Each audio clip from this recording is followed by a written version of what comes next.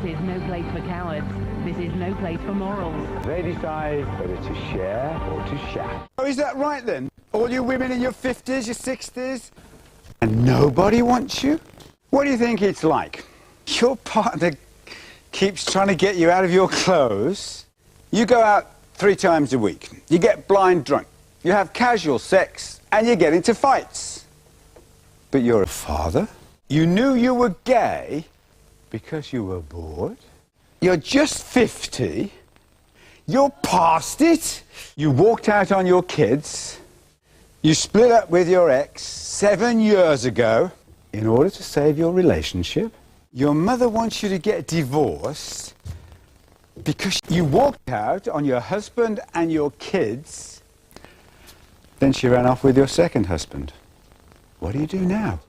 Living with a man who puts the bottle before you and the kids, and you're still in love with him? You've let yourselves go because of a nightmare neighbour and the memory of his late wife.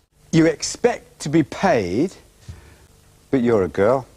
You're surrounded by your family and friends, and she's your neighbour. You lied about being pregnant to get access to your grandchildren. Your children are going without food and winter clothes for caring for your elderly relatives. She makes your life a permanent misery, and you won't accept your daughter's husband, but is he welcome? You've been forced to move house to raise 8 children. You were charged with the attempted murder of your 16-year-old daughter. Your sister ran off with your husband, and you're lonely. You spent £10,000 and 10 years going through the courts on prostitutes. You're dating a man of 38 when you were 34. Your children were put into care for the convenience of the staff. He's spending over £2,000 a month on drugs because you can't afford them. Do you know what some burglars say? We give them a map and a compass, and we direct them to the nearest immigration service. You're 48. You're black. Oh dear. There's 3 people in your relationship. You, your husband, your father was sexually abusing you, and you call yourself their mother. Who was your 13-year-old daughter talking to in her bedroom last night? You dated her for weeks. You kissed, you cuddled, you got intimate in order to claim benefits. You're white, and you don't think he should hang because he's white. You had to travel from Brighton to Manchester to give birth, and then she lifted her dress and revealed she was a man. Well, he's here. You're getting £37,000 a year in benefits because he's rich. Your husband ate their way to an early grave and committed suicide. And you're having one-night stands. What's that? You really think a man's going to make you happy because she can't stand your husband? Your mother's in a care home and she's being drugged to keep her quiet because her local hospitals had no places. She wasn't being chatted up by a paedophile, was she?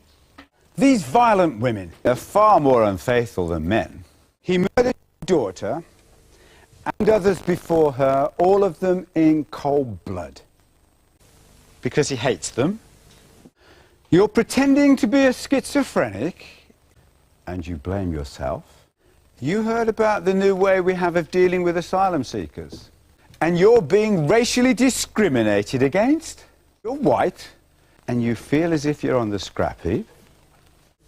You're 40, and yet you've still got married. Decide whether to share or to shaft. It's our body, and it's our lives. Take care of yourself. If you'd like to join Robert in a programme about obsessive love, call now on 50. Is someone obsessed with you? Is it a former partner or someone you hardly know? Won't they accept you don't want a relationship with them? Do they follow you around or keep trying to make contact with you? Do you think they're stalking you? Call 2 if you are desperately in love with someone and they won't have anything to do with you.